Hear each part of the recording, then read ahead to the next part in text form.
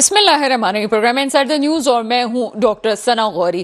حکومتی دعوے تو یہ کہتے ہیں کہ پاکستان اسٹاک ایکسچینج ابھی بلندیوں کی سطح پہ ہے. حکومتی دعوے تو یہ بھی کہتے ہیں کہ پاکستان کا جی ڈی پی ریٹ جو ہے وہ گروتھ تیزی سے بڑھ رہا ہے. لیکن دوسری طرف ورلڈ بینک کا دعویٰ یہ ہے کہ پاکستان میں 1.3 کروڑ پاکستانی غربت کی سطح سے نیچے زندگی گزارنے پہ مجبور ہو گئے ہیں. ایسا کیوں ہے جناب؟ دعوے کچھ اور، باتیں کچھ اور. کہا جاتا ہے کہ تمام چیزیں وقتی ہیں اور آرٹیفیشل طور پہ آگے بڑھائی جا رہی ہیں. ایک جملہ یہ بھی آتا ہے کہ پاکستان 2010 کے فکسنگ موڈ پہ جا رہا ہے. کہ 2010 میں اتنے اچھے حالات ہیں کہ ہم یہ کہیں کہ یہ فکسنگ موڈ ہے، یا یہ کہیں کہ تمام چیزیں اس وقت شروع ہوئی جب کرونا تھا، اور کرونا کی وجہ سے جہاں پورے دنیا میں مسائل تھے وہاں پاکستان میں بھی ہے. لیکن اس کے ساتھ ساتھ اس وقت کی حکومت کا یہ دعویٰ کا ہے کہ جناب ہم نے جس طرح سے اکانومی کو سپورٹ کیا اور اکانومی کو لے کے چلے، اس طرح سے کوئی دوسرے ممالک نہ لے کے چل سکے. تیسری دنیا کے ممالک کی بات کریں جو میرے سامنے نام آتے ہیں، اس میں بنگلہ دیش، بھارت، نیپال، سری لنکا، افغانستان، ویتنام، نائجیریا اور ایتھوپیا. یہ تمام ممالک ایسے تھے جو کہ ہم کہہ سکتے ہیں کہ یہاں پہ بھی غربت کے مسائل ضرور ہیں، لیکن وہاں کی حکومت نے کسی نہ کسی طرح ان مسائل پہ قابو پایا. جبکہ قابو پانے کے ساتھ ساتھ مزید پلاننگز بھی جاری ہیں جو کہ نظر آ رہی ہیں. لیکن پاکستان اس ممالک سے کہیں زیادہ بہتر پوزیشن پہ ہونے کے باوجود اپنے مسائل پہ قابو نہیں پا سکتا. اس میں کس کی غلطی ہے؟ کیا مسائل ہیں؟ اور کیا جو فیکٹس اینڈ فگر ہمارے سامنے آ رہے ہیں وہ ٹھیک ہیں یا نہیں ہیں؟ اس پہ کیا موقف ہے اس وقت یہ جانیں گے تمام لوگوں کا. میرے ساتھ اس وقت پروگرام میں موجود ہیں مسلم پرویز صاحب. آپ کا تعلق جماعت اسلامی سے ہے. اس پروگرام میں آپ کو ویلکم کرتے ہیں. ساتھ ساتھ مجھے اس وقت جوائن کریں گے مبشر میر صاحب. آپ تجزیہ کار ہیں. آپ کی طرف آتے ہیں مسلم پرویز صاحب. ایک طرف تمام چیزیں ہمیں سب کچھ اچھا ہے کا دعویٰ دیتی ہیں، دوسری طرف ہم دیکھتے ہیں کہ لوگ خاص طور پہ پاکستان میں مزید ایک نچلی سطح پہ زندگی گزارنے پہ مجبور ہیں. کیا وجوہات ہو سکتی ہیں؟ بسم اللہ الرحمن الرحیم. دیکھیے، آپ نے اپنی گفتگو کی ابتدا میں شاید اسٹاک ایکسچینج کا بھی ذکر کیا، مختلف ممالک کا بھی، اور 1 کروڑ اور 30 لاکھ افراد کا بھی کہ جو غربت کی. لیکن غربت کی لکیر سے جو لوگ نیچے ہیں وہ غالباً ہمارے یہاں کہا جاتا ہے کہ 40% لوگ ایسے ہیں.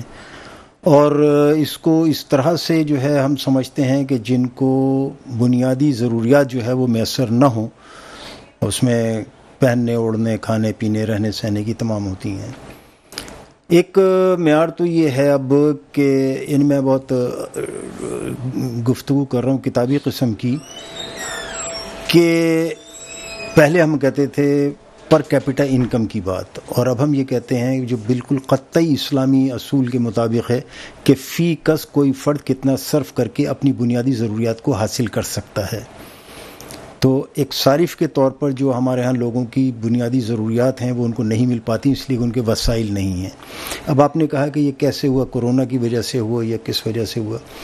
دیکھیے، اگر ہم تھوڑا سا واقعتاً پیچھے چلے جائیں، 2020 اور 2010 کا بھی آپ نے ذکر کیا، میں اس سے بھی اور ذرا سا پیچھے چلا جاؤں تو 1971-72 تقریباً ڈالر جو تھا وہ 4 روپے کے لگ بھگ تھا. 73 کے بعد ڈالر کا جو ریٹ ہوا چینج وہ 9.73 یا 10 روپے، ایک رف آئیڈیا ہم کہہ سکتے ہیں کہ وہ ہوا. اس وقت چیزیں بہت اچھی تھیں، بہت سستی تھیں، ہماری انڈسٹری بھی ترقی کر رہی تھی، ہمارے افراد بھی ترقی کر رہے تھے، ہماری تعلیم بھی ترقی کر رہی تھی. میں یہ سمجھتا ہوں کہ وہاں پر ایک بہت بڑا سیٹ بیک ہوا اور ایک بنیادی غلطی ہوئی ہم سے. نامعلوم کن وجوہات سے ہوئی، کیوں ہوئی، لیکن یہ ہوا کہ ہم نے تعلیمی اداروں کو بھی قومیہ لیا، ہم نے بینکوں کو بھی قومیہ لیا، ہم نے انڈسٹری کو بھی قومیہ لیا، ہم نے صنعت کو اس طرح سے ایک بالکل تباہ کر دیا. ڈالر ایک طرف جو ہے وہ بڑھ گیا، اس کی پرائس 3 گنا سے زیادہ ہو گئی، اور دوسری طرف ہم نے نیشنلائز کر کے اداروں کو تباہ کر دیا. ہوا یہ کہ لوگوں نے اس کو، یعنی سرکار نے تو لے لیا، لیکن جو پھر سرکار کا مزاج بنا وہ یہ کہ کام نہ کرنا، اداروں کو تباہ کرنا. اس میں جتنے بڑے ادارے تھے، آپ یہ دیکھ لیں کہ اگر اس وقت کی میں بات کروں، کارپوریشنز بنی، cotton export corporation, rice export corporation, national shipping corporation, یعنی پی آئی ڈی سی تھا پہلے جو کام کیا کرتا تھا، وہ بھی تقریباً ختم ہو گیا، بند ہو گیا. اور یہ کارپوریشنز جو بنی تو लॉस में वो जानी शुरू हो गई सारी की सारी कॉरपोरेशंस। इसी तरीके से स्टील मिल जो है वो चला और फिर वो लॉस में गया। पीआईए हमारी जो है वो जो दुनिया को सपोर्ट करती थी, पीआईए जो है वो ख़त्म होनी शुरू हुई। रफ्ता रफ्ता ये चीज़ें जो हैं, बैंक जो है वो नुकसान में आ गए, हालांकि बैंक कभी नुकसान में आने का तसव्वुर नहीं होता, बैंक नुकसान में आ गए और नतीजा ये हुआ कि हमने यूनाइटेड बैंक को गालिबन 12 अरब रुपए कहते हैं और हबीब बैंक को हमने 22 अरब में दिया, वो भी उन्होंने लोन लेके वहीं से किसी तरह सेटल किया, जबकि उनकी जो है वो प्रॉपर्टीज़ बहुत ज़्यादा थी। इन तमाम चीज़ों ने जहाँ ये असर डाला कि अदारे जो है वो गवर्नमेंट के हो गए और लोगों को काम ना करने की आदत पड़ी और वसाइल को उन्होंने बेदरेग इस्तेमाल किया, उसी तरफ से करप्शन भी बढ़ता चला गया। अब करप्शन सिर्फ ये नहीं था कि मुझे काम करने के लिए जो है पैसे जेब में डाल लेने थे और मैं पैसे लेकर कोई काम कर रहा था, बल्कि करप्शन ये भी था कि मैं अगर एक तालीमी अदारे में हूँ तो मैंने जाना छोड़ दिया, तालीम को तबाह कर दिया। ट्यूशन पर आ जाइए, मेरे सेंटर पर आ जाइए, वहाँ पढ़ाइए। इसी तरीके से दीगर अदारे थे, अगर उनकी ड्यूटी 9 बजे शुरू होती है तो वो 10 बजे गए ना गए। ऐसे अदारे आज इतने ज़्यादा हो चुके हैं कि जहाँ पर जो है वो बिल्कुल वो लोग कतई हैं ही नहीं, जिन्हें घूस मुलाजमीन कहते हैं, वो मौजूद हैं, या फिर वो मौजूद हैं जो जाते ही नहीं हैं और आधी आधी तनख्वाहों पर जो है काम करते हैं कि भाई आधी तुम ले लो अदारे वाले और आधी में और मैं जहाँ चाहे काम करूँ। इन चीज़ों ने मुल्क को तबाह किया और समझी हूँ। आप ये कहना चाहिए माशी इंतज़ामी से जो अमल शुरू हुआ है उसके बाद ये सिलसिले का तसलसल है। लेकिन सर हम सही करने की कोशिश भी तो कर सकते थे। अगर हम ये कहें कि हम अभी बिजली के तवानाई की हम बहरान की बात करते हैं, ये भी एक बहुत बड़ा फैक्टर है यहाँ पे लोगों की गुर्बत का। तो वो जो गलत फैसले थे वो हमने 90s में देखे कि 94 से होना शुरू हुए। उसके बाद हम किसी एक पार्टी को उसका जिम्मेदार नहीं कह सकते कि पावर हाउसेज और ये तमाम चीज़ें क्यों हुआ था। उसको सही भी तो किया जा सकता था, वो हम सही क्यों नहीं कर सके? उसके लिए बहुत ज़रूरी था कि एक तो विल होती, जो लोग भी इख्तिदार में रहे हैं वो सारे के सारे अदारे शामिल हैं उसमें, ब्यूरोक्रेसी भी, टेक्नोक्रेसी भी, मिलिट्री क्रेसी भी, दीगर अदारे और जो मुंतखब लोग होते हैं जिन्हें हम सियासी लोग कहते हैं या सियासी जमातें कहते हैं, वो लोग सब मिलजुल कर जो है वो अदारों को दानिस्ता या नादानिस्ता तबाह करते चले गए। इसके लिए बहुत ज़रूरी था कि इतनी मजबूत ब्यूरोक्रेसी होती, टेक्नोक्रेसी होती कि जो मुंतखब नुमाइंदे आए थे उनको ये कहते कि ये हमारा प्लान है, सेट प्लान है, और फिर प्लान भी लॉन्ग टर्म होते और हर आने वाली हुकूमत पुरानी चीज़ को ख़त्म करके नई चीज़ जो है वो न डालती। बहुत सारी चीज़ें ऐसी हुई हैं इनमें कि आधा प्रोजेक्ट बन गया है और उसके बाद हुकूमत तब्दील हो गई, क्योंकि हुकूमत तो कोई पूरी चली भी नहीं है ना अभी तक, ये भी एक रिकॉर्ड है सियासी हुकूमत। तो आधी हुकूमत तब्दील हो गई और जो नई हुकूमत आई उसने फिर नया अदारा कर दिया और वो पूरे के पूरे पैसे जो डूब गए। मेरे पास बेशुमार मिसालें हैं जो इस तरह की मैं मिसालें दे सकता हूँ और वो होती हैं। तो ये भी रहा। फिर लोगों ने ये कहा कि कोई विल नहीं थी उनकी करने की कि भाई ठीक है जैसा भी है वो करते रहें। तो बुनियादी तौर पर जो असल में मुल्कों को चलाते हैं, देखिए सियासी जमातें आती हैं, वो अपना सिर्फ विजन देती हैं, अपना प्लान देती हैं कि भाई हम ये करना चाहते हैं, लेकिन जो पुराने मंसूबे हों उनको उस तरह से चलना चाहिए। वो चलाने की बुनियादी जिम्मेदारी है जो ब्यूरोक्रेसी की है, और उसमें इतनी जुर्रत नहीं थी कि वो ये कहती कि नहीं जी ये काम ठीक नहीं है और ये काम ठीक है। लिहाजा जैसे जिसने चाहा उसको चलाया और उसके नतीजे में ये हुआ सारा कुछ। बहुत सारे दीगर अवामिल भी हैं जिनका आप जैसे बात करेंगे उस हिसाब से हम जिक्र करते हैं। मैं खास तौर पर अगर कराची की बात करूं तो हम कराची सिटी में, आप भी यहीं के ही हैं और मेरा भी ताल्लुक कराची शुरू से ही रहा है। क्यों कराची की आवाम के साथ ये जुल्म होता है कि जब हम पंजाब साइड पे जाएं, और स्पेशली मेरा कुछ जगहों पे जाना हुआ, वहाँ पे अशिया खुर्दनोश की कीमतें कम हैं बनिस्बत ये कि यहाँ के। वहाँ पे गोश्त जो है वो सस्ते प्राइस पे मिल जाता है, यहाँ नहीं मिलता। वहाँ सब्जियाँ अलग तरह से मिल जाती हैं, यहाँ नहीं मिलती। क्यों यहाँ पे ख़ास तौर पे हम देखें सिंध में, और फिर सिंध में ख़ास तौर पे कराची में, यहाँ के क्यों रेट ज़्यादा होते हैं? यहाँ के लोग क्यों इतने परेशान हैं? अच्छा, आपने जिस ख़ास चीज़ का जिक्र कर दिया तो उसकी 2-3 वजूहात हैं, मैं आपको बता दूं। एक तो ये कि वहाँ की वो मुकामी पैदावार होती हैं, आसानी से जो है वो मिल जाती हैं। शहरों के नज़दीक जो है वो खेत होते हैं जहाँ पर वो उगती हैं और उनको ट्रांसपोर्टेशन का ज़्यादा वो मसाइल पैदा नहीं होते, दीगर चीज़ों के नहीं होते। और फिर आजकल के अगर हालात देखें तो वहाँ पर जो है सरमाया का जो यहाँ से उठ कर गया है, यानी एक मिसाल मैं सिर्फ आपको दे दूं, वैसे तो फिर वही बात है, बेशुमार मिसालें होंगी कि यहाँ पर टेनरी का काम होता था, यानी ये जो खालें होती थीं یہ یہاں پر بہت ساری جو ہے وہ ٹینریز لگی ہوئی تھیں جہاں پر وہ ٹین ہوتی نکالیں. اب اس وقت یہاں پر کراچی میں ایک بھی نہیں ہے جو کرتی ہو یہاں سے اٹھ کر ساری جو ہے یعنی عید الاضحیٰ پر جو بے شمار کھالیں جمع ہوتی ہیں وہ ساری اٹھ کر یہاں سے جو ہے پنجاب جاتی ہیں اور وہاں پر ہوتی ہیں. تو یہاں سے وہاں جانے میں بھی ٹرانسپورٹیشن ہوتی ہے. یہاں سے اس کا ریٹ بھی وہاں زیادہ ہے اسی لیے کہ جب کھال بکتی ہے یہاں پر تو اس کا کوئی جو ہے اس کو فنش کرنے والا نہیں ہے. تو ایک تو یہ کہ سرمایہ کا وہاں ٹرانسفر ہوا ہے, دوسری اور اس کی بہت بڑی وجہ ہے, بہت ایک بڑا پیریڈ ہے جس میں یہاں سے سرمایہ کا ٹرانسفر ہوا ہے. جیسے جیسے دیکھیے سرمایہ کا ایک اصول ہے, وہ اپنا بزنس کرتا ہے جہاں اس کو امن ہو, جہاں اس کو سکھ ہو, چین ہو, سکون سے وہ سرمایہ داری کر سکے اور اس کے بعد اس کے سرمایہ کی بڑھوتری بھی ہو. یہ سرمایہ کا ایک اصول ہے بین الاقوامی طور پر, ٹھیک ہے نا جی. اسلامی اصول کی میں بات نہیں کر رہا اس وقت, ایک سرمایہ دار کی اور سرمایہ کاری کی بات کر رہا ہوں. اسلامی اصول پہ بھی بات جی میں اس پہ بھی بات کر لیں گے انشاءاللہ. تو سرمایہ کا یہ ہے کہ جہاں بھی ملتا ہے تو لوگ کراچی سے جو ہے شفٹ ہوئے جن کے پاس جیسے وسائل تھے, کوئی یورپ گیا, کوئی دبئی گیا, کوئی ملائیشیا سنگاپور گیا, کوئی سری لنکا گیا, کوئی بنگلہ دیش گیا, جیسے جیسے جس کے پاس وسائل تھے, اور جو بالکل کہیں نہ جا سکا تو وہ یہاں سے اٹھ کر پنجاب چلا گیا اور وہاں جا کر اس نے, تو میں نے اس کی ایک مثال تو یہ دے دی. پھر ٹیکسٹائل کی بہت بڑی صنعت گئی. تو یہاں جو ایک نظام اس طرح کا موجود رہا کہ جس کی وجہ سے لوگ اپنے سرمایہ جو ہے وہ یہاں سے سمیٹ کر آگے چلے گئے اور دوسری جگہ کرتے رہے. تو اس لیے وہاں جو ہے اس وقت سرمایہ کا فلو ہے ایک ہاتھ سے دوسرے ہاتھ میں. جو میں نے صرفے کی بات کی تھی نا, وہ ٹرانسفر ہے, وہ چل رہا ہے, وہاں پر کاروبار چل رہا ہے.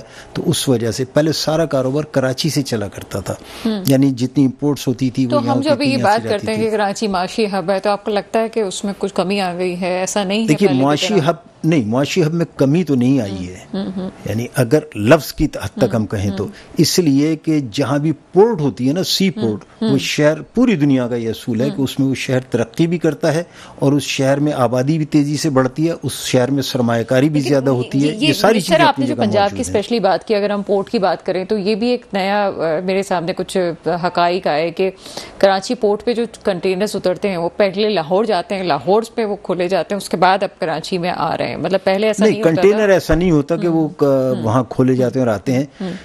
ہم نے ڈرائی پورٹس بنائی ہیں, سیالکوٹ میں بھی ہے, لاہور میں بھی ہے, پشاور میں بھی ہے, گجرانوالے میں بھی ہے, گجرات میں بھی ہے, بہت ساری جگہوں پر ہم نے ڈرائی پورٹس بنا دی ہیں. تو وہی کسٹم جو یہاں ہوتا ہے اس کی بجائے اب وہ کسٹم جو وہاں پر ہوتا ہے. تو ایسا نہیں ہے کہ وہ وہاں جا کے اور وہ کنٹینر وہاں کھل کے واپس آتے ہیں, بلکہ وہ ڈرائی پورٹس میں وہاں اسی طریقے سے اسکین ہوتا ہے, ڈیوٹی لگتی ہے, یا جو بھی پروسیس ہوتا ہے کسٹم کا وہ وہاں پر کراچی کے راستے سے وہاں پہ جو ہے وہ جاتا ہے. اب لوگ اپنے اسٹیشن پر اس کو جو ہے زیادہ ایزی سمجھتے ہیں کہ میرے پاس یہاں پر ہو جائے, اور اسی طریقے سے ایکسپورٹ بھی جو ہے اپنے اسٹیشن سے کرنے کی کوشش کرتے ہیں. اور میں چونکہ میں یہ بات اس لیے کر رہی ہوں کہ کچھ ہمارے پروگرام میں گیسٹ ہمارے پاس آئے, انہوں نے کہا کہ یہ بات کہنا کہ کراچی اب واحد مرکز ہے یہ ٹھیک نہیں ہے. یہ بات کس حد تک ٹھیک ہے ہم اس کو بھی ڈسکس کریں گے. اور یہ کہنا ہے کہ کراچی سب سے زیادہ ٹیکس دیتا ہے, یہ بھی ٹھیک نہیں ہے. اس وقت لاہور کی جو اعداد و شمار آ رہے ہیں وہاں پہ بھی ٹیکسز جو ہیں بڑی تعداد میں دیے گئے ہیں. یہ بہرحال ایک ٹاپک ہے جس کو ڈسکس کرنا ضروری ہے. بات کرتے ہیں کچھ مبشر میر صاحب سے. آپ تجزیہ کار ہیں, سر پروگرام میں آپ کو ویلکم کرتے ہیں. وعلیکم السلام, بہت شکریہ ڈاکٹر صاحبہ. مبشر میر صاحب, اس وقت حکومتی اعداد و شمار یہ ظاہر کرتے ہیں کہ ملک ایک فکسنگ موڈ پہ جا رہا ہے اور تمام چیزیں بہتر ہو رہی ہیں. دوسری طرف دیکھیں تو غربت کی شرح میں مزید اضافہ ہو چکا ہے اور مزید ایسے لوگ ہیں جو غربت کی سطح سے نیچے زندگی گزارنے پہ مجبور ہو چکے ہیں. کیا وجوہات ہو سکتی ہیں؟ اور یہ مجھے بتائیے, بے روزگاری ہے, تعلیمی پسماندگی, کرپشن ہے, یا اور بہت سی ایسی چیزیں جس میں آپ کہیں کہ بین الاقوامی سطح پہ اقتصادی دباؤ ہے, IMF کے جو قرضہ جاتے ہیں وہ ہیں, یا ہم صحیح ہونا نہیں چاہتے؟ سمپل سی بات یہ ہے, کیا کہیں گے؟ بہت شکریہ ڈاکٹر صاحبہ, آپ ایک سانس میں بڑے سوال کرتی ہیں اور سارے سوالوں کے جواب دینا بھی ضروری ہے. سب سے پہلی بات تو یہ ہے جناب کہ جو سب سے بڑی چیز ہوتی ہے, جو ریاست کی ذمہ داری ہوتی ہے, وہ پیسہ جمع کرنا تو ہوتا ہی ہے, لیکن اصل اس کا امتحان پیسہ تقسیم کرنا ہوتا ہے. اور دولت کی جو غیر منصفانہ تقسیم کا نظام ہے پاکستان میں اس وقت, ہم اس کو بھرپور طریقے سے دیکھتے ہیں. اسی وجہ سے غریب غریب تر اور امیر امیر تر ہوتا ہے, اور اس کی وجہ ہے کہ ریاست کا جو ماڈل ہے وہ غلط ہے. ویلتھ ڈسٹریبیوشن ماڈل غلط ہے, پاور ڈسٹریبیوشن ماڈل غلط ہے. یہ دو ہی چیزیں ہیں جو ریاست کو ایمانداری سے کرنی ضروری ہوتی ہیں. اس کے بعد باقی چیزیں بہت سی ہو جاتی ہیں.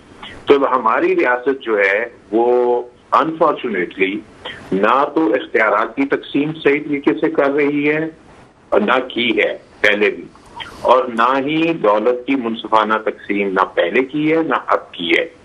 इसकी वजह ये है कि पाकिस्तान को पोस्ट कॉलोनियल निज़ाम के तहत चलाया जा रहा है, जो मैं पहले भी कहता रहता हूँ, और ब्यूरोक्रेसी आपकी civil and military plus judiciary और जो आपकी मुकन्नना, ये सारी जो है उसी मॉडल के तहत काम कर रही है। आप समझिए थोड़ी सी तब्दीली के साथ, बाकी ऐसे ही लगता है कि ये कॉलोनियल पीरियड ही है और पाकिस्तान के फैसले पाकिस्तान में नहीं होते। ये एक बहुत बड़ा अलमिया है जिसकी वजह से हम बाहर हर वक्त देखते रहते हैं, हम अपने वसाइल पे भरोसा नहीं करते। हमारे बहुत ही पावरफुल जो लोग बनते हैं वो अपने टाइम को गुजारने के बाद उनकी डेस्टिनेशन पाकिस्तान नहीं है।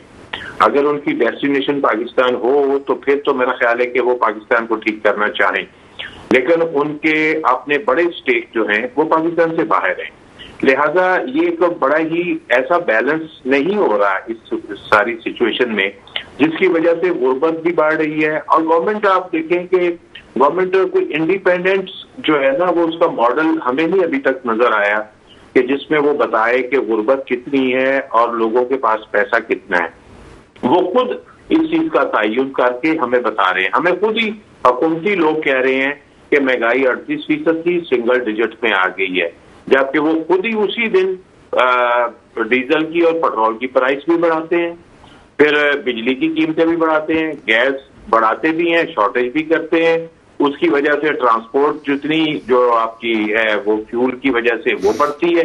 तो मुझे ये बताइए कि जब गवर्नमेंट खुद प्राइसेस जो है वो कंट्रोल कर रही है और उनको बढ़ा रही है, तो फिर गवर्नमेंट कैसे, किस मुंह से ये कहती है बात के वो महंगाई कम हो गई है? फिर आप खुद ही मुकर्रर करते हैं मिनिमम वेजेस और खुद ही उस पर अमल भी नहीं करते। कोई एक गवर्नमेंट उस पर अमल नहीं कर रही। और पाकिस्तान में जो फीका आमदनी है वो हमारी, मेरा ख्याल है जमाना ही हो गया अब गुर्बत की, जैसे आया कि 1 करोड़ से ज्यादा लोग जो हैं वो पॉवर्टी लाइन जो है कि जिसकी तारीफ जो है वो वर्ल्ड बैंक ने और उसने की हुई है कि जो $2 डेली के नहीं कमा रहा वो गरीब है, वो गुर्बत की लाइन से गोया कि पाकिस्तान में ऑलमोस्ट तकरीबन 550 रुपया अगर किसी की आमदनी नहीं है डेली की तो वो गरीब शुमार होगा। अब आप खुद ही सोच लें कि कितने लोग होंगे आपके आस पास ही जो हमें यकीनन इल्म होगा कि इनकी सैलरी हो या अदरवाइज वेजेस हो तो वो 550 600 रुपया पर डे नहीं बनता और वो किस तरह उनका गुजारा होता है। हाँ, थोड़ी सी मैं चीज इसमें ये कहूंगा कि जो मॉडल है हमारा सोशल स्ट्रक्चर है, फैमिली स्ट्रक्चर है, अब उसमें बहुत सी चीजों में तब्दीली आ चुकी है लेकिन अभी बहुत कम है। और अर्बन सोसाइटी में तो काफी आ गई है, रूरल सोसाइटी का जरा सा मॉडल डिफरेंट है। तो उसमें यह है कि कमाने वाले अफराद कितने हैं, कमाने वाले अफराद की तादाद जो है वो कम है। लेकिन आप देखें, मैं इस मॉडल को अब बहुत पसंद करता हूँ जो वेस्टर्न कंट्री में 16 साल के बच्चे को वो कहते हैं कि अपना कमाओ अपना खाओ। हमारा बच्चा जो है, हम भी उसमें शामिल रहे हैं, 25 साल की उम्र तक कोई जो है वो पेरेंट्स के ऊपर ही इन्हिसार करना, इट्स वेरी, यानी कि ना समझ लें कि अनफॉर्चुनेट, क्या कहूँ इसे, बदकिस्मती से मेरे ज्यादा बड़ी चीज है। मुबशिर मीर साहब, बात एक अलग रुख पे चली जाएगी, लेकिन हमने ये भी देखा है, स्पेशली अगर मैं कराची के बच्चों की बात करूं, वो जो जल्दी कमाने के चक्कर में माँ बाप डाल रहे हैं, 12-13 साल का बच्चा भी कंप्यूटर के पीछे से बैठ के डॉलर कमाने की जो कोशिश कर रहा है, उसके बाद उसकी अखलाकी तौर पर जवाल का भी शिकार हो रहा है। ये भी हमें मानना चाहिए, क्योंकि वो फिर वो उस तरह से अपने खानदान की जिम्मेदारी नहीं ले पा रहा है जिस तरह से खानदान का स्ट्रक्चर बनना चाहिए। माँ बाप को ये बहुत अच्छा लग रहा है कि वो डॉलर में $6-7 भी अगर वो कमा लेता है तो वो बहुत बड़ी बात उनको लगती है कि 12-13 साल का बच्चा कमा रहा है। लेकिन फिर वो कराची का बच्चा स्पेशली वो सर वो एजुकेशन से दूर होता जा रहा है। ये भी तो एक फैक्टर है कि हमें माशरा भी तो बनाना है। देखिए, मैं यही बात कहता हूँ जनाब के वो बहुत थोड़े से लोग हैं जिनका तस्करा आप कर रही हैं। आप देखें कितने लोग हैं जिनके पास जो है वो सारा इंफ्रास्ट्रक्चर है ऑनलाइन पैसे कमाने का, वो बहुत थोड़े लोग हैं। चलो, एक हम ये कह सकते हैं कि उसकी शुरुआत है, उसकी तरफ लोग जा रहे हैं। لیکن دنیا میں ایسا ہی ہے کہ وہ لوگ جو ہیں وہ ساتھ ان کو اسٹیٹ ایسا ماحول پرووائڈ کرتی ہے کہ وہ پیسہ کماتے بھی ہیں اور ساتھ ساتھ پڑھتے بھی ہیں. دیکھیں دنیا کے کتنے ملکوں میں پاکستانی بچے جاتے ہیں, وہاں پہ پابندی ہے کہ ہر اسٹوڈنٹ کو کم از کم 4 گھنٹے آپ جاب دینے کی بہت سی کمپنیاں پابند ہوتی ہیں کہ 4 آورس اس کو اسپینڈ کرنے دیں, آپ اس کو کمانے دیں, لیکن 8 گھنٹے کا نہیں وہ کہتے. اور جب وہ اس کا سیمیسٹر اوور ہو پھر وہ زیادہ کام کر سکتا ہے. تو یہ اسٹرکچر جو ہوتا ہے یہ آپ کو گورنمنٹس بنا کے دیتی ہے کہ ایک اسٹوڈنٹس کے لیے کیا ماڈل ہے, لیبر کے لیے کیا ماڈل ہے, فلاں کے لیے کیا ماڈل ہے. تو یہاں پہ تو یہ ہو رہا ہے جناب کہ دیکھیں جو گورنمنٹ کی جابس میں لوگ ایسے بھی ہم نے دیکھے ہیں جن کو کام کرنا نہیں آتا لیکن نوکری ملی ہوئی ہے اور انہوں نے ایک بندہ رکھا ہوا ہے کام کرنے کے لیے, پتہ ہے نا آپ کو, انہوں نے بندہ رکھا ہوتا ہے. اس کا مطلب ہے وہاں پہ ان کو ایسی آمدنی ضرور ہو رہی ہے کہ جو ان کے کام بھی کرتا ہے, ان کے ساتھ ہی آتا ہے گاڑی میں, ان کے ساتھ ہی بیٹھ کے کام بھی کرتا ہے. اس کا مطلب ہے کہ یہ عجیب و غریب ماڈل قسم کا جو ہے وہ سرکاری دفاتر میں چل رہا ہے. تو یہ چیزیں ایسی ہیں کہ جس کو ہم ایڈریس ہی نہیں صحیح طریقے سے کر پا رہے. اگر چیزیں ایسی ہیں جس کو ہم ایڈریس ہی صحیح نہیں کر پا رہے. پرابلم یہاں پہ بھی میں ایک اور مدعا ڈسکس کرنا چاہوں گی اور مجھے بریک کا کہا جا رہا ہے, بریک کے بعد اس پہ بات کرتے ہیں کہ تنخواہوں میں اضافے کی بات ضرور کی جاتی ہے لیکن ہم ٹیکسز کے صورت میں کہیں نہ کہیں وہ پیسہ وہاں ڈال رہے ہیں, یا پھر ڈیلی ویجز کی بات کی جاتی ہے تو ہم مہنگائی میں کس طرح سے بنیادی طور پہ بلا واسطہ ٹیکس جو ہے وہ دے رہے ہیں یا ہم جو جناب براہ راست ٹیکس دے رہے ہیں. یہ تمام چیزیں کس حد تک ہماری تنخواہوں پہ اثر انداز ہوتی ہیں. چھوٹا سا بریک لیتے ہیں, بریک کے بعد آپ کے سامنے حاضر ہوتے ہیں. بریک کے بعد آپ کے سامنے حاضر ہیں اور چلتے ہیں مسلم پرویز صاحب کی طرف, اور ہمیں اسٹوڈیو میں جوائن کر چکے ہیں ندیم باقی مولوی صاحب. مسلم پرویز صاحب آپ سے وہی گزارش ہے, ایک تنخواہوں میں اضافے کی بات کی گئی, دوسری طرف ہم جو ہے ٹیکسز جو ہم دے رہے ہیں, خاص طور پہ ہم آٹا, دال, چینی اور ماچس ہم کہہ رہے ہیں, سرف, ٹوتھ پیسٹ, صابن, تمام چیزوں میں بھی ہم ٹیکسز دے رہے ہیں. تو پھر کیا حکومت جب میں اور آپ ان چیزوں کو سمجھ سکتے ہیں تو کیا حکومت میں جو ماہرین ہیں کہ انہیں یہ بات نہیں سمجھ میں آئی کہ اتنا پیسہ تو ان سے لے لیا گیا جتنا بڑھانے کی بات کی گئی؟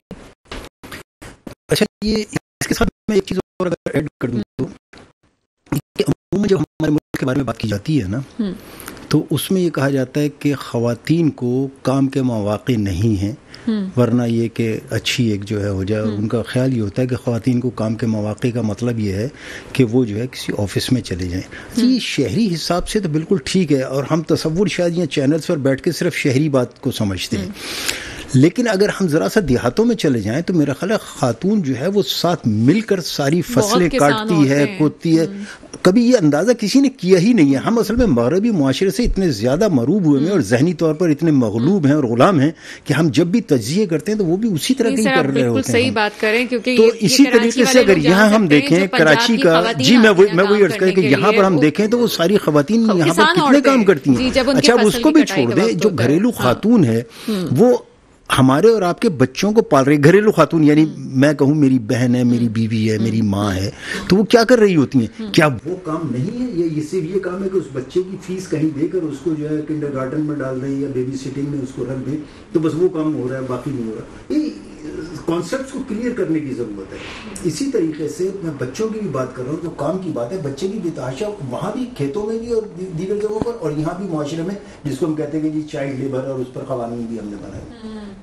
اگر ہم یہ دیکھیں کہ ویجز کی بات کس طریقے سے انکریز ہوئی ہے تو میں اس وقت بھی امریکہ کو دیکھا کہ $2 فی گھنٹہ تھا اور اب آج کل جو ہے وہ $12 اور $14 فی گھنٹہ بھی ہو چکا ہے. تو یہ معیارات ہم وہاں سے جو لیتے ہیں نا یہ ٹھیک نہیں ہے. پھر اسی طریقے سے اگر وہ یہ کہتے ہیں کہ جس کی $2 جیسے ابھی سمجھ میں آئی بات پیش کی گئی, $2 جس کی روز کی آمدنی ہو یعنی $500, وہاں کے حساب سے ٹھیک ہے کہ وہ لوگ $2 اول تو ہے ہی نہیں ہے, وہ کسی کی نہیں ہے $2, اس لیے وہ تو پر آورس کے حساب سے لے رہا ہے اگر وہ بلو کالر جاب ہے تو اس کا مطلب یہ ہے کہ وہ روزانہ اگر $8 بھی لے رہا ہے تو اس کے جو ہے 10 گھنٹے کی ڈیوٹی ہے تو $80 روز کما رہا ہے. وہ تو $2 والی بات کہاں ہے پاورٹی کے لیے. لیکن ہم مان لیتے ہیں چلے جی کوئی معیار ہے اگر $2 کا, تو یہاں پر اور وہاں میں دوسرا فرق یہ ہے کہ ایک شخص جو ہے وہ کم سے کم 4 سے 5 افراد کی ایک فیملی کو مینٹین کرتا ہے. وہاں اس طرح کی چیز نہیں ہے.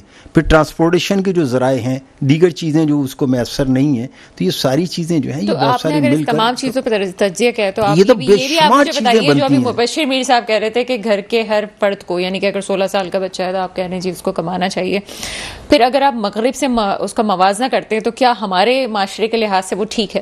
نہیں, میں وہی عرض کر رہا تھا, ہمارے معاشرے میں اور اس معاشرے میں بڑا فرق ہے جب تک کہ اس طریقے سے ہم چلے نہ جائیں. آپ نے ابھی تھوڑی دیر پیشتر بات کی تھی کہ ہم اس پر بات کریں گے کہ اسلامی معاشرہ کیا ہے, تو وہاں پر جو معاملہ ہے, میں نے اپنی ابتدائی گفتگو میں کہی تھی کہ ہم بات کرتے ہیں صرف کتنا کر رہا ہے کوئی شخص, اور اب یہی معیار ہے کہ صارف جو ہے وہ کتنا صرف کر رہا ہے, یعنی پر کیپیٹا انکم کے بجائے اب جو ہے وہ یہ ہے کہ ایک شخص کتنا خرچ کر سکتا ہے, وہ اس کی جو ہے ہم کہتے ہیں کہ اب یہ ملک جو ہے اس جگہ کھڑا ہوا ہے اور اس کی اتنی ترقی ہو چکی ہے.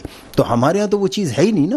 یعنی غربت اگر ہم ایک لفظ استعمال کرتے ہیں یا وہ شخص جو اس جگہ نہیں پہنچ سکتا, تو ایک ایسا کانسیپٹ پیدا ہو چکا ہے کہ بھائی بے ایمانی کریں, لوگوں کو چیٹ کریں, دھوکہ دیں, غلط طریقے استعمال کریں اور اپنے آپ کو مالی طور پر مستحکم کریں. اور پھر وہ یقینی بات ہے کہ کوئی ایسا فرد جو ہے یہ نہیں کر سکتا, تو وہ دائیں بائیں اوپر نیچے سب کو ملا کے ایک گروپ سے بنتے ہیں اور وہ پھر یہ چیزیں کرتے ہیں. تو اس کے نتیجے میں جو ہے معاشرہ ڈکے ہو رہا ہے, کمی کی طرف جا رہا ہے, اوپر کی طرف نہیں جا رہا. پورے معاشرے کی ہم بات کر رہے ہیں نا اگر, تو وہ جا رہا ہے. فرد تو ٹھیک ہے, کوئی ایک فرد جو ہے وہ کل بہت غریب تھا اور آج جو ہے بہت اوپر چلا گیا, بزنس کے بھی ہوتا ہے. اچھا, یہ اصول جو ہے یہ ویسے ان جنرل اگر دیکھا جائے تو امتوں میں بھی ہوتا ہے, قوموں میں بھی ہوتا ہے, ملکوں میں بھی ہوتا ہے. برطانیہ پر سورج غروب نہیں ہوتا تھا, آج وہ چھوٹا سا ہے. مسلمانوں کی سلطنت جو تھی بر صغیر میں نہیں تھی صرف, بلکہ یہ کہ یورپ میں, افریقہ میں, اپنے ایشیا میں سب جگہ پھیلی ہوئی تھی, وہ سکویز ہو گئی. اسی طریقے سے حکومتیں بھی چلی جاتی ہیں, قومیں بھی جو ہے شارٹ ہو جاتی ہیں, اور افراد جو ہے اور ملک جو ہے ان میں بھی اپ اور ڈاؤن ہوتا ہے. ہم نے ابتدائی اپنی گفتگو میں کہا تھا کہ پاکستان بہت اوپر گیا ہوا تھا, ٹھیک ہے, دنیا کے ملکوں کو قرضے بھی دے رہا تھا, ایئر لائنیں بھی ان کی بنا رہا تھا, پتہ نہیں کیا کیا کر رہا تھا. ہمارا ویزا بھی آن ارائیول ہوتا تھا. میں خود آن ارائیول جاپان بھی گیا ہوا ہوں, تو مجھے معلوم ہے کہ پتہ نہیں کہاں, اور جاپان والے پاکستانیوں کو ویزا دینے کے لیے تیار ہی نہیں. تو یہ جو چیزیں ہیں یہ ہم نے خود اپنے طور پر چیزوں کو خراب کر لیا ہے, اور اس کی وجہ جو ہے بہرحال بہت ساری جہاں اندرونی خرابیاں ہیں, وہاں بیرونی طور پر ان خرابیوں کو ایک طریقے سے, ابھی مبشر بھائی بتا رہے تھے نا کہ ہم اپنے فیصلے خود نہیں کرتے, یہ بات درست ہے. بہت سارے فیصلے جو ہے وہ ہمارے نہیں ہوتے, بلکہ ہم پر لاگو کیے جاتے ہیں, تھوپ دیے جاتے ہیں, بنا دیے جاتے ہیں, اور اس میں جو ہے کبھی وہ IMF کی شکل میں ہوتا ہے, کبھی اقوام متحدہ کی شکل میں. اس اقوام متحدہ کو ہم کہتے ہیں کہ جی وہ کشمیر کا فیصلہ نہیں کرتی, وہی اقوام متحدہ جو ہے وہ دیگر بہت سارے ممالک کا کر دیتی ہے. سوڈان کو تقسیم کر دیا, انڈونیشیا کو تقسیم کر دیا انہوں نے کہ جی ان کا فیصلہ ہے. بین الاقوامی عدالت ہے انصاف کی, اس نے فیصلہ دیا ہوا ہے. اسرائیل تو سب کچھ کر رہا ہے, اس کے پیچھے جو امریکہ کھڑا ہوا ہے. تو یہاں انصاف اصل میں یہ نہیں کہ صرف ہمارے ملک کے اندر نہیں ہے, بلکہ ہم پر جو ہے جبرن اوپر سے تھوپا جاتا ہے, اور ہم لوگ چونکہ ذہنی طور پر بھی اور عملاً بھی غلام ہیں, تو اس لیے جو ہم ان چیزوں کو مانتے چلے جاتے ہیں. مجھے اندازہ نہیں کہ پروگرام اتنا انٹرسٹنگ وے میں چلا جائے گا, اور بہت سارے سوالات میرے ذہن میں جو ہے وہ بڑھتے چلے جا رہے ہیں. اور جہاں ہم معاشی جبر کی بات کرتے ہیں اور دوسروں کی ڈکٹیشن کی بات کرتے ہیں, وہاں یہ بھی سوچنا چاہیے. ہم IMF کے قرضے کی بات کرتے ہیں, لیکن ہم شاید اتنی غلامی میں ہیں کہ اگر ہمیں ایران سے فائدہ ہوتا ہے تو ہم اس سے فائدہ نہیں حاصل کر رہے ہوتے کیونکہ عالمی طور پہ جبر ہے ہم پہ, یا دوسرے ممالک سے ہم فائدہ نہیں حاصل کر رہے ہوتے کیونکہ عالمی جبر کا سامنا ہے. شاید ہم اپنے فیصلے خود نہیں کر پا رہے. ندیم باقی مولوی صاحب, کیا سمجھتے ہیں اس وقت جو مسائل ہم دیکھ رہے ہیں, خاص طور پہ آپ ٹیکسز کے حوالے سے بات کرتے ہیں, اس وقت جو ہم دیکھ رہے ہیں حکومتی اعداد و شمار ہمیں الگ نظر آتے ہیں, جبکہ ہم ایک عام آدمی کو دیکھیں تو اس کی غربت میں چیزوں میں اضافہ ہوتا جا رہا ہے, اس کے مسائل میں اضافہ ہوتا جا رہا ہے. بنیادی وجوہات آپ کی نظر میں کیا ہیں؟ دیکھیں, سب سے پہلے تو 70 قسم کے ٹیکس ہر پاکستانی دے رہا ہے. ٹھیک ہے, یہ جو چاہ رہا ہے اس کو تصدیق کرنا, انٹرنیٹ پہ جا کے دیکھ لیں اور تمام ٹیکسز اس کے سامنے آ جائیں گے. ٹھیک ہے, 70 قسم کے. ٹھیک ہے. دوسرا بات جو ہے کہ ملک ترقی کر رہا ہے, بالکل صحیح ہے, مگر عوام بد سے بدتر ہوتے جائے گی, جسے ہم کہتے ہیں کیپٹلزم. کیپٹلزم جو ہے وہ اس وقت ایجاد ہوئی تھی جب ایڈم سمتھ, اکنامکس کے بابا اکنامکس جو تھے, انہوں نے شروع کی تھی, اور اس کے بعد یہ کئی دفعہ فیل ہو گئی تھی. فیل اس وجہ سے ہوئی تھی کہ یہ وہ پالیسی ہے جہاں امیر امیر تر ہو جاتا ہے, جاگیردار پالیسی ہے, یہ امیروں کی پالیسی ہے, جس میں غریب غربت کا شکار ہو جاتا ہے. اور کبھی بھی آپ دیکھیں غریب ترقی نہیں کرے گا. یہ تاریخ اٹھا کے دیکھ لیں. پوری عوام سے میں کہہ رہا ہوں کہ کیپٹلزم کے بارے میں پڑھیں. کیپٹلزم وہی ہے جو آج ہو رہا ہے, یعنی کہ امیر تر ہو رہا ہے, ملک امیر ہو رہا ہے, مگر لوگ غریب ہو رہے ہیں. اب ان کی پالیسیز کیا ہوتی ہے؟ ان کی پالیسیز یہ آپ نے دیکھا ہوگا کہ بے تحاشا ایکسپورٹس ہو رہے ہیں. ایکسپورٹر کتنے ہیں پاکستان میں؟ کیا 1 کروڑ ایکسپورٹر ہیں؟ 10 کروڑ ہے؟ نہیں, لاکھوں میں یا ہزاروں میں. تو وہ ہزاروں کے جو لوگ امیر ہیں وہ امیر سے امیر تر ہوتے ہیں. اب غریب کیسے ہوتے ہیں کہ میں اگر آلو لے رہا ہوں 100 روپے کلو, تو وہ آلو اگر جب باہر بیچ دیتے ہیں اور یہاں پہ آلو کی کمی ہو جائے گی تو وہ آلو 200 روپے کا ہو جائے گا. میں اسی طرح جو بھی کھانے پینے کی چیزیں ہیں ہم کیا کر رہے ہیں, اس کو باہر بیچ رہے ہیں. اب کچھ امیر جو ایکسپورٹرز ہیں, جو کاروباری حضرات ہیں, وہ بے تحاشا امیر ہوتے ہیں اور ان سے کہا یہی جاتا ہے کہ جناب کہ یہ کیپٹلزم ہے. پھر کہا جاتا ہے حکومتی اداروں کو بیچ دے, تاکہ جو مونوپلی ہوتی ہے وہ صرف ان اداروں کے پاس ہوتی ہے جسے ہم کہتے ہیں پرائیویٹ سیکٹر. وہ اپنے چند لوگ, جیسے کہ میں مثال دیتا ہوں, پورے پاکستان کی جو سیمنٹ کی قیمت ہے وہ صرف 22 فیکٹریاں ہیں پاکستان میں. 22 مالکان مل کے بیٹھتے ہیں اور جو ریٹ طے ہوتا ہے اسی ریٹ کے تحت پاکستان کو سیمنٹ دی جاتی ہے. لیکن یہ بھی سمجھ نہیں آتا کہ ہر علاقے میں سیمنٹ کی بوریوں کی قیمتیں کم کیوں ہوتی ہے, کہیں کم ہو رہی ہے کہیں زیادہ ہو رہی ہے, یہ سمجھ سے باہر ہے. دیکھیں کم آج تک نہیں ہوا ہے. مجھے بتائیے کہ 200 روپے کی جو بوری تھی آج واپس کبھی آئی ہے؟ 500, 700, 1000, 1200, 1500 یہ بڑھتے ہوئے نظر آتی ہے. یہ صرف باتیں ہیں کہ جی یہاں پہ ہاں 10-20 روپے کا وہ کمپٹیشن. نہیں سر, ہمارے پاس لوگوں کی کالز آتی ہیں اور ان میں سے اکثر لوگ ایسے ہیں جو جس طرح بھی سیلاب آیا, سیلاب میں لوگوں نے واپس سے گھر بنانا شروع کیے, تو ان کو اس سیمنٹ کی وجہ سے خاص طور پر مسائل کا سامنا کرنا پڑا کہ وہ کسی ایریا سے منگا رہے ہیں تو ان کو سستا پڑ رہا ہے, اپنے ایریا سے لے رہے ہیں تو ان کو مہنگا پڑ رہا ہے. تو یہ چیزیں ہیں آ رہی ہیں. یہی بات میں آ گیا کہ مونوپلی, دنیا میں یہ مونوپلی توڑنے کے لیے جس ملک نے ترقی کی ہے, میں آپ کو نام لے لیتا ہوں, چائنا کے اندر نہ سوشلزم ہے نہ کیپٹلزم ہے. ایک کمپٹیشن دیا جاتا ہے کہ یہاں اگر پرائیویٹ سیکٹر کام کر رہا ہے تو اس کے مقابلے میں گورنمنٹ سیکٹر کام کرتا ہے, اور گورنمنٹ سیکٹر جو کمائی کرتا ہے اس سے وہ حکومت چلاتا ہے. پاکستان میں جو عوام کام کرتی ہے, عوام سے ٹیکس لے کے حکومت چلایا جاتا ہے, کیونکہ حکومتی اداروں کو یا خراب کر دیا جاتا ہے, ہوتے نہیں ہے, کر دیا جاتا ہے یا بیچ دیا جاتا ہے. تو یہ وجوہات ہوتی ہے. آج بھی میں کہہ رہا ہوں 50 سالوں میں بھی پاکستان کے عوام ترقی نہیں کر سکتی. پاکستان ضرور کر سکتا ہے اگر کیپٹلزم کے تحت ہوا, مگر اگر انہوں نے مکسڈ اکانومی چلائی, سنگاپور جیسے جو ایک چھوٹا سا آئلینڈ ہے وہ بن گیا, مکسڈ اکانومی پہ بنا نا جی. پھر میں بات کروں گا کہ ہم جس کو کہتے ہیں کہ جناب سعودی جو ہے وہ تو تیل کی وجہ سے, سعودی جیسے ملک نے مکسڈ اکانومی کیا, ناروے نے مکسڈ اکانومی کیا, جاپان نے مکسڈ اکانومی کیا. تو ہمارے یہاں پہ کیونکہ ہمارے یہاں اکانومسٹ اور منسٹرز وہ لائے جاتے ہیں جو یا تو پرانے زمانے کے جو پالیسیز ہیں یا وہ چلانا چاہتے ہیں یا کسی منصوبے مطلب میں جو سمجھ پائی ہوں اس کا جواب شاید مجھے مبشر میر صاحب دیں گے. مبشر میر صاحب آپ مجھے سن سکتے ہیں؟ مبشر میر صاحب ہیں میرے ساتھ؟ جی میں سن رہا ہوں آپ کو. جی آپ کافی دیر سے خاموش تھے تو میں نے کہا کہ صحافیوں والا سوال جو ہے آپ ہی سے پوچھیں. مبشر میر صاحب آپ ابھی صحافت میں پی ایچ ڈی بھی کر رہے ہیں, مجھے ایک بتائیں کہ کچھ نظام ہوتے ہیں جن پہ ممالک چلتے ہیں, ابھی بات ہو رہی تھی سوشلزم کی, کیپٹلزم کی, کمیونزم ہو گیا, آمریت, جمہوریت, اسلامی طرز نظام. ہم پاکستان کو کہنے کو تو جمہوری نظام پہ چل رہے ہیں, لیکن اوور آل ہمارا نظام ہے کیا کہ جس پہ ہم پاکستان کو چلا رہے ہیں, جس کی پالیسیز پہ عمل کرتے ہوئے ہم مزید جو ہے یہ غربت کے خاتمے کے ساتھ تمام مسائل کو حل کر سکتے ہیں. ہم کون سے نظام پہ ہیں؟ بیسکلی کتابوں میں تو ہمیں نظر آ رہا ہے کہ ہم کس نظام پہ ہیں, لیکن آپ کا کیا ہے ایک اسکالر کی نظر سے تجزیہ کہ آپ کیا سمجھتے ہیں؟ دیکھیں یہ ہے کہ میں اس کو اگر یہ کہوں کہ پاکستان میں کوئی نظام نہیں ہے. اچھا, ہمارے پاس اس وقت کوئی بھی جو ایک کلاسکس میں جو نظام ہم پڑھتے ہیں نا ان میں سے کسی نظام کے تحت ہم نہیں ہیں.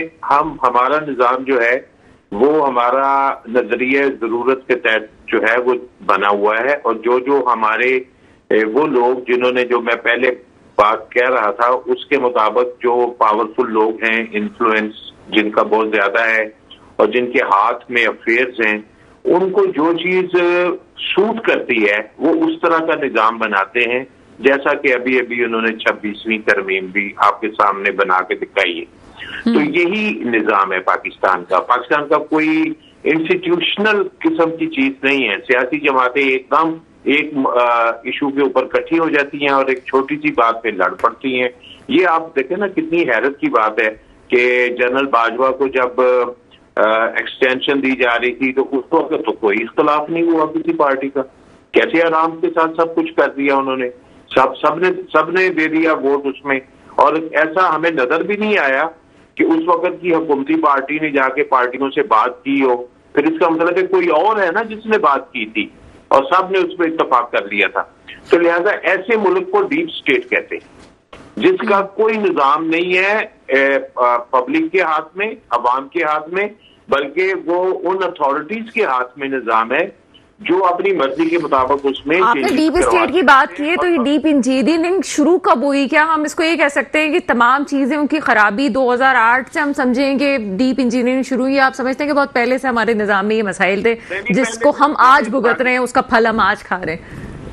لیکن میں اس کو 2 حصوں میں تقسیم کرتا ہوں۔ ایک طالب علم کی حیثیت سے جب اس کی اسٹڈی کرتا ہوں تو پاکستان کا پہلا جو فیز ہے 1947 سے 71 ہے، جب متحدہ پاکستان مغربی اور مشرقی تھا، جس وقت ہم نے پاور شیئرنگ فارمولا صحیح نہیں بنایا تھا۔ اگین وہی بات کہ پاور شیئرنگ میں ہم ناکام رہے، جس کی وجہ سے جو پاکستان کا حصہ تھا وہ کٹ گیا، علیحدہ ہو گیا۔ اس کے بعد کے جو ابھی کے ہیں ہمارے 50 سال سے اوپر ہو گئے تقریباً، وہ 73 کا جو ہم نے آئین بنایا، اور وہ دیکھیں وہی 70 کی اسمبلی بنا رہی تھی جو کہ پہلے والے پاکستان کے اندر جو ہے نا الیکشن سے آئی تھی، وہ اس نے بنایا۔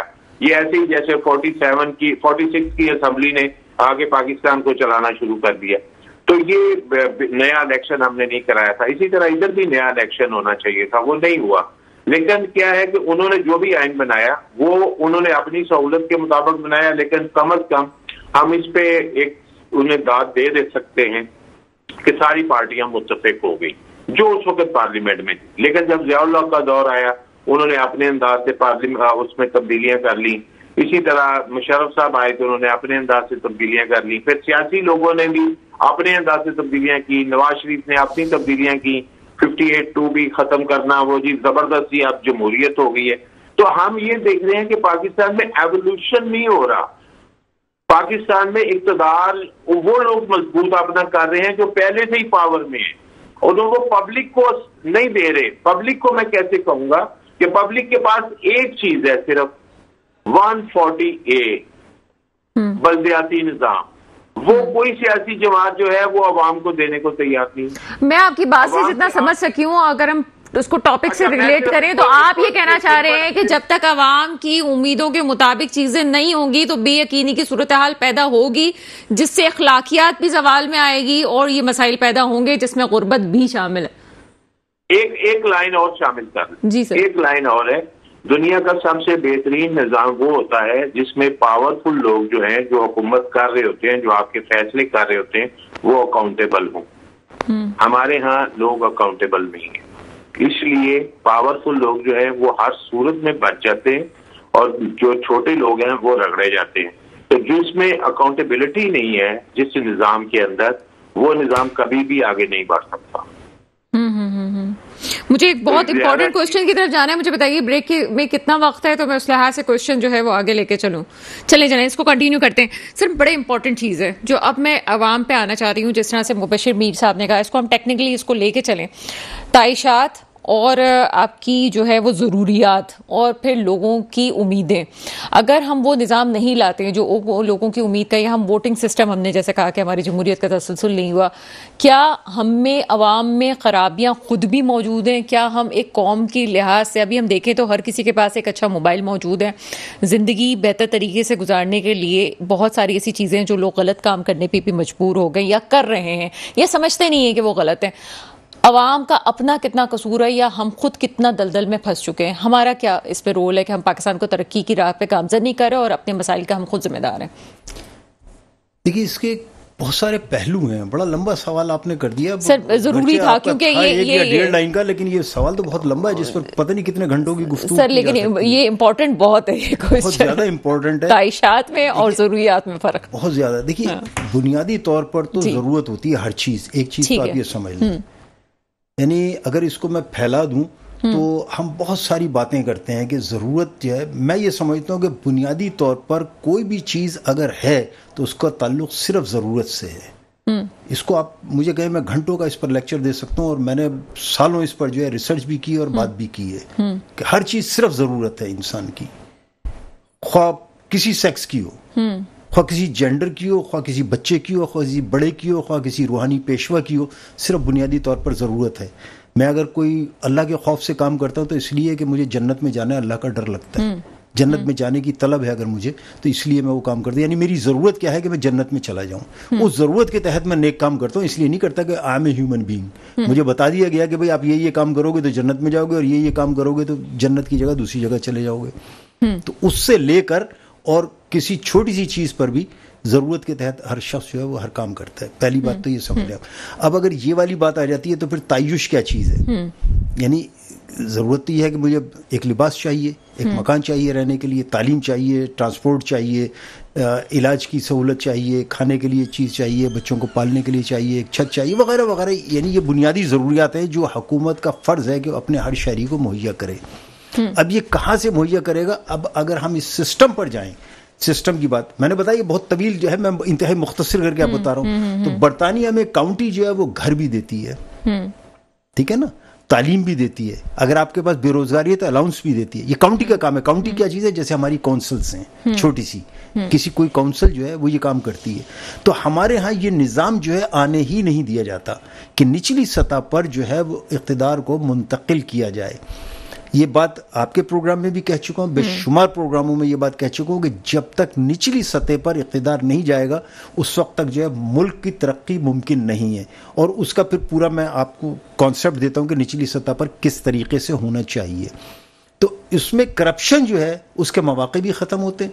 سسٹم جو ہے بیوروکریسی کا اور پولیس کا اور دیگر چیزوں کا وہ بھی درست ہوتا ہے پورا. میں تو گفتگو کر چکا ہوں ان چیزوں پر. تو بات یہ ہے کہ جب ہم یہ چیز نہیں کریں گے, ہماری ضرورت کیا ہے؟ ہمیں امن و امان بھی چاہیے, ہمیں اپنے بچوں کا تحفظ چاہیے, ہمیں جو آئے دن کی دہشت گردی ہے اس سے بھی محفوظ چاہیے, ہمیں بچوں کو گٹر میں گرنے سے بھی بچانا ہے, ہمیں سڑک کو جو ہے وہ گڑے گومڑے اور اپنی گاڑیوں کو جو ٹوٹ پھوٹ ہے اس سے بھی بچانا ہے, ہمیں ٹرانسپورٹ بھی ہمیں ایمرجنسی میں خدا نہ کرے کسی ہاسپٹل جانا پڑے تو وہاں بھی پہنچنے کی ضرورت ہے. وہاں ڈاکٹرز دیکھیں, ڈاکٹرز موجود ہیں, بیٹھے ہوئے جو ہے تفریح کر رہے ہوتے ہیں, نہیں دیکھ رہے ہوتے, وہ اس وقت کی ہماری ضرورت ہوتی ہے.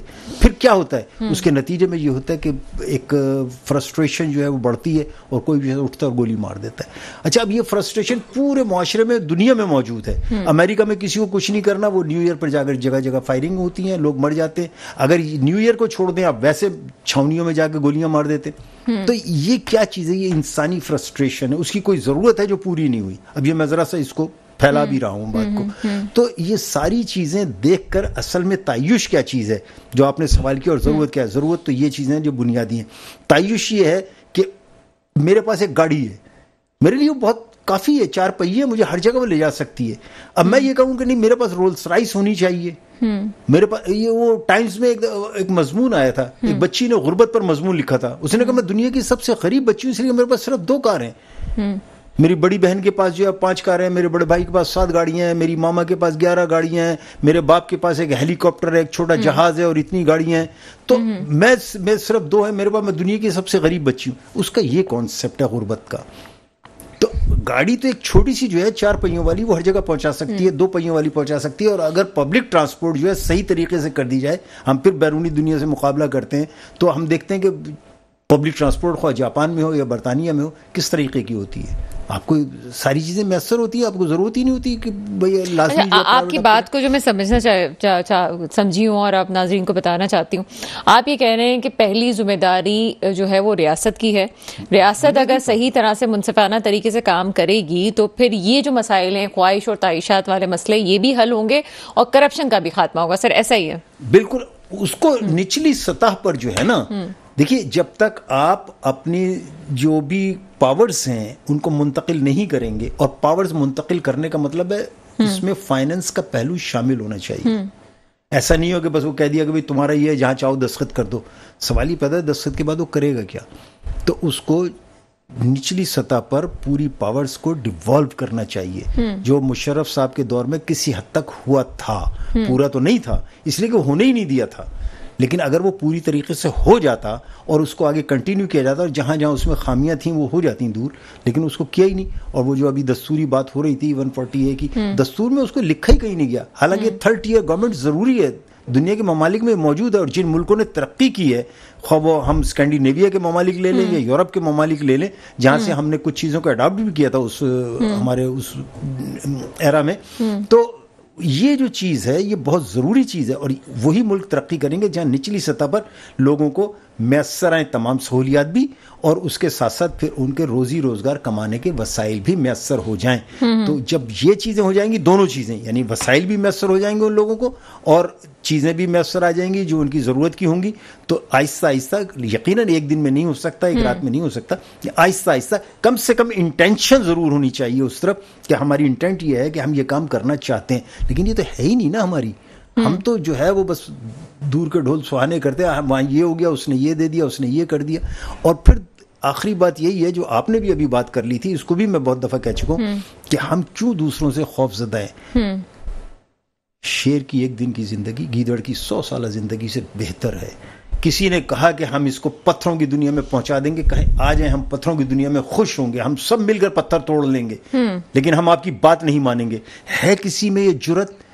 ہم صاحبان اقتدار بنا دیتے ہیں لوگوں کو, کیا ان میں جرت نہیں ہے؟ اس لیے جرت نہیں ہے, یہ نہیں کہ وہ بزدل ہیں, اس لیے جرت نہیں ہے کہ ان کی اخلاقیات ختم ہو چکی ہیں, وہ خود سارے کے سارے کرپٹ ہو چکے ہیں, اور کرپشن کی وجہ سے جو ہے وہ ان میں جرت نہیں ہے کہ وہ اپنی عیاشیوں, جو آپ نے کہا بات, تو عیش و نشاط جو ان کو ملتا ہے نا وہ اس طرح سے ملتا ہے, تو اس لیے وہ جو ہے ضرورت کے تحت سے تعیشات کی طرف چلے جاتے ہیں, اور پھر وہ کہتے ہیں کہ نہیں یہ تعیشات ہماری ختم ہو جائیں گی.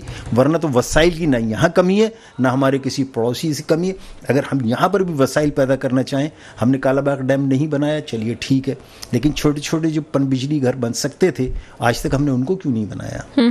اچھا, مجھے اس پہ ایک بات یاد آ رہی ہے کہ سوویت یونین کو توڑنے کا کوئی سوچ نہیں سکتا تھا, لیکن وہاں پہ اگر پلاننگ کی گئی ہے کس طرح سے اس کو خاتمہ کیا جا سکتا ہے, تو پہلے اس کے خاندان کی اکائی کو تباہ کیا گیا.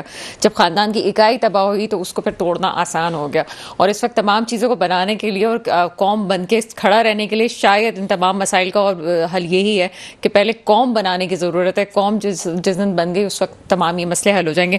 ندیم, باقی مولوی صاحب وقت بھی کم ہے, اور آپ کیا سمجھتے ہیں اخلاقی طور پہ ہمارے پاس کیا جواز ہے اس کا؟ ہم خود خراب ہو چکے ہیں, کیا آپ کیا سمجھتے ہیں؟ نہیں, میں سمجھتا ہوں عوام کا کوئی قصور نہیں ہے. یہ وہی بات ہے کہ جی غریب محنت کرے تو محنت نظر نہیں آتی, امیر محنت کرے تو بولتے محنت کی وجہ سے امیر ہوا ہے. بات یہ اگین اینڈ اگین میں کہوں گا, اکنامک پالیسیز اور فائننس منسٹر, یہ سارے پالیسیز بنتے ہیں تو فائننس منسٹر کو اپنی ٹیم لے کے بیٹھنی چاہیے. تاریخ اٹھا کے دیکھ لیں, جب ہم نے ڈالر کو آزاد چھوڑا ڈالر ہاتھ سے نکل گیا تھا. اسی طرح ہم نے دوائیوں کی کمپنی والوں کو ہاتھ سے چھوڑ دیا, آج دوائیاں آسمان پہ باتیں کر رہی ہے. اگر ہر چیز آپ پرائیویٹ سیکٹر کے حوالے کر دیں گے تو پھر آپ ریٹ کنٹرول نہیں کر پائیں گے, پھر اس معاشرے میں برائیاں پیدا ہوں گی. ہم کرپشن تو دیکھتے ہیں, چوری دیکھتے ہیں, ڈکیتی دیکھتے ہیں, زناخوری دیکھتے ہیں, مگر اس کی وجوہات نہیں دیکھتے ہیں کہ جس پریشانی میں انسان اس وقت مبتلا ہے وہ پریشانی اس کو برائی کی طرف لے کے چلے جائے گی. تمام دنیا کے اندر جن ملکوں میں کرائم ہو رہا ہے ان ملکوں میں سب سے زیادہ ٹیکس بھی لیا جا رہا ہے, اور وہاں پہ چند لوگ بے تحاشا امیر ہے. اس کی وجہ کیا ہے؟ Again monopoly. اگر کہیں پہ بھی آپ اگر دکان بھی کھولیں گے اور اس گلی میں صرف ایک ہی دکان ہوگی تو وہ اپنی منمانی قیمت کرے گا. یہ ملک کو سمجھنا چاہیے کہ ہمیں جو ہے اپنی اکنامک پالیسیز مکس پالیسیز بنائے, تاکہ نہ امیر اپنی ڈکٹیشن دے سکے, اپنے کا ریٹس طے کر سکے, نہ ہی غریب کے تنخواہ کم ہو. اگر امیر یا غریب جو بھی ترقی کرنا چاہ رہا ہے اسے مواقع ملیں. ہمارے یہاں پاکستان میں مسئلہ ہی یہی ہے. آج آپ کہہ رہے ہیں 37,000 حکومت سندھ نے طے کیا ہے ویجز کو. آپ مجھے بتائیں کہ کیا کوئی انسان بیوی بچوں کے ساتھ 37,000 میں رہ سکتا ہے؟ اگر ایک آدمی بھی رہتا ہے تو اس کے تقریباً میاں بیوی رہتے تو 90,000 روپے بنتے ہیں. بجلی کی بلیں کی اگر ہم بات کریں 65 روپیز پر یونٹ, تو ہم انہوں نے جیسے بڑا الیبریٹ کر کے اکنامکس کی ایک وہ پالیسی بتایا جاتا ہے وانٹس اینڈ نیڈس. تو ہم اپنے وانٹس کی طرف نہیں آ رہے, ہم لگژریز کی طرف نہیں آ رہے. اکنامکس کی ایک ٹرم ہے نیڈ, بیسک نیڈز کے اوپر ہمیں کام کرنا چاہیے, جسے میں کہتا ہوں کہ بجلی کی فراہمی ہو, سستی ہو, تاکہ تاجر بھی کام کریں, اور جو ہماری تنخواہیں اس میں بچ جائے. بدقسمتی سے سر وقت ختم ہو چکا ہے اور مجھے کہا جا رہا ہے کہ اس پروگرام کو وائنڈ اپ کیا جائے.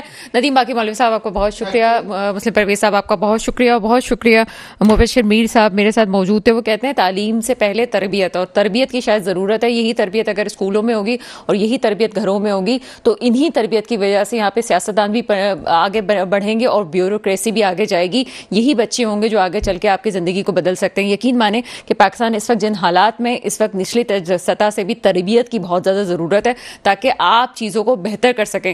ورنہ اگر اسی نظام کے پیچھے آپ چلتے رہے تو کوئی مستقبل مجھے کم سے کم نظر نہیں آتا. میرے ملک پہ حکمران آئے جو واقعی میرے ملک کے مستقبل کی حفاظت کریں. اس کے ساتھ ہی پروگرام کا وقت ختم ہوتا ہے. مجھے اجازت دیجیے گا. خدا حافظ.